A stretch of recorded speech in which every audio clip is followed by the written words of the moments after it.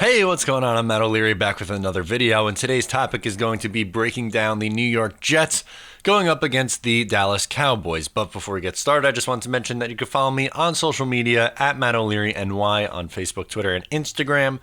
During the games, I do live tweets, live GIFs, live videos, all on Twitter. You're definitely going to want to follow along there, and all of my other social platforms. So the New York Jets are 0-4, while the Dallas Cowboys are 3-2. Now, Dallas is coming off two tough losses in a row, and they're looking to get back in the win column. The New York Jets, well, they're just looking for their first win on the season, and they are going to get their quarterback back, which is essentially a moral victory because over the last 2 weeks, the Jets offense has been downright atrocious. They've averaged 2.25 yards per play over the last 2 weeks. That's almost impossible to do. I don't know what else to say other than that's embarrassing. Sam Darnold, who was likely feeling some kind of ailments of mono in week one, didn't play all that great. He wasn't awful, but he wasn't the same guy that we saw in the final four games of the 2018 season. What do I expect out of Sam Darnold this week? I think he'd take a step forward. I don't think he's going to go back to look how he did against Green Bay or how he did against Houston last year, but I think he has a relatively productive game against a pretty good team in the Dallas Cowboys.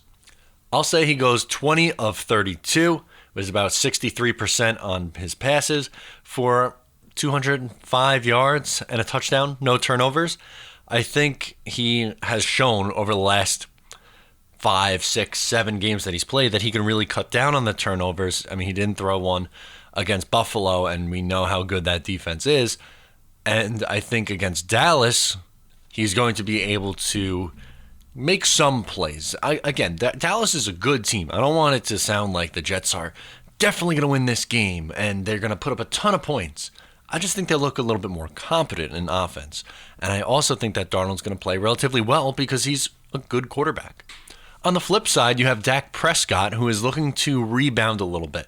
Yes, he threw for almost 500 yards last week, but he had 3 interceptions against the Green Bay Packers, and they lost their second game in a row. He is looking to not only get back in the win column, but also to cut down on the turnovers and get back to how he looked in the first 3 weeks of the season. I think he does it to an extent. I think you're probably looking at about 250 passing yards, 2 touchdowns. I don't think he has any turnovers or anything like that. To me, this New York Jets defense isn't one that's going to create a ton of turnovers, especially against a good team like the Dallas Cowboys, because they're going to be able to run the ball with Ezekiel Elliott, and they have a ton of options that they can use in their offense. Something that scares me with the New York Jets is their offensive line.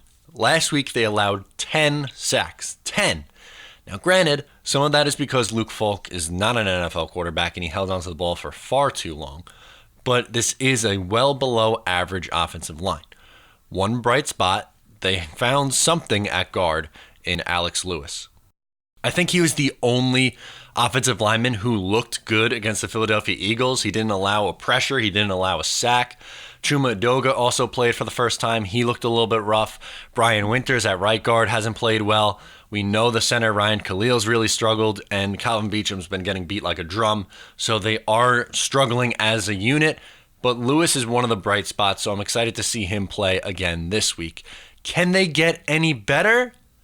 I guess another week of practice, sure, they could theoretically get better. When you look at DeMarcus Lawrence, Robert Quinn, Jalen Smith, that is a really formidable defensive line and linebacking core. Each one of those guys has over 2 sacks already in 5 games. We know DeMarcus Lawrence is getting, a big-time contract. He's a really good player. And the other 2 are just solid guys at getting after the quarterback. That defense really holds its own. That's why I think the offense is going to have an okay day. I don't think it's going to be as bad as what we saw the last few weeks with Luke Falk and Trevor Siemian putting up 1 touchdown in 3 games. But I also don't think they're going to be ready to put up in the high 20s or low 30s in points, which is probably going to take to win this game.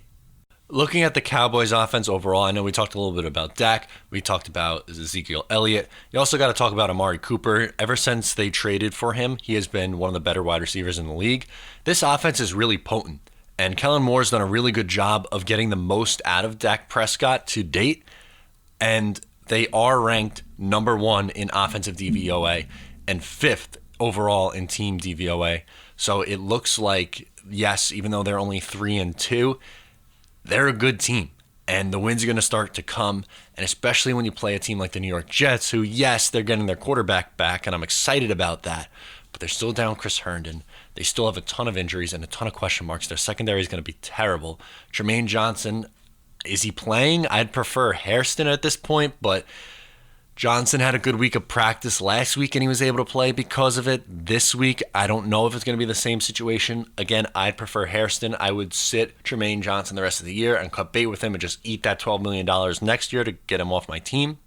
Cowboys are no slouch. There's a reason why they are considered a Super Bowl contender, even though they're only 3-2 right now. When it's all said and done, they will most likely be a playoff team, and it would take nothing short of a miracle for the New York Jets to win this game on Sunday. In 4 games, Adam Gase's offense only has 2 touchdowns. I've been very hard on Adam Gase. I made the Fire Gase shirts. Should he be fired right this minute? No, but if it continues going this way, I don't want him back next year. Guess that's my clarification. But Adam Gase has been an awful head coach so far with the New York Jets, and there's no denying that. Nonetheless, all the excuses are gone at this point because you have your quarterback back. Like I said, for the millionth time, quarterback back is really weird to keep saying, but you have Sam Darnold back, and this offense should theoretically get better. You can't continue to score 16 points or less and expect to win any football games. That's just not how the NFL works anymore. You have to be able to put up 25 plus points a game in order to have a shot, most often. So for my final score prediction, I'm going to pick the Cowboys winning 27-17. I think they win and cover the spread. Dallas is just too talented to lose this game. I know it's a road game, but MetLife Stadium is going to be packed with Dallas Cowboys fans. They travel well, and there's a lot of Cowboys fans in the area to begin with. Ultimately, I think the Jets offense scores 2 touchdowns, which is a major improvement over the last couple of weeks that we've seen from the Adam Gase offense, but I don't think they're quite there yet.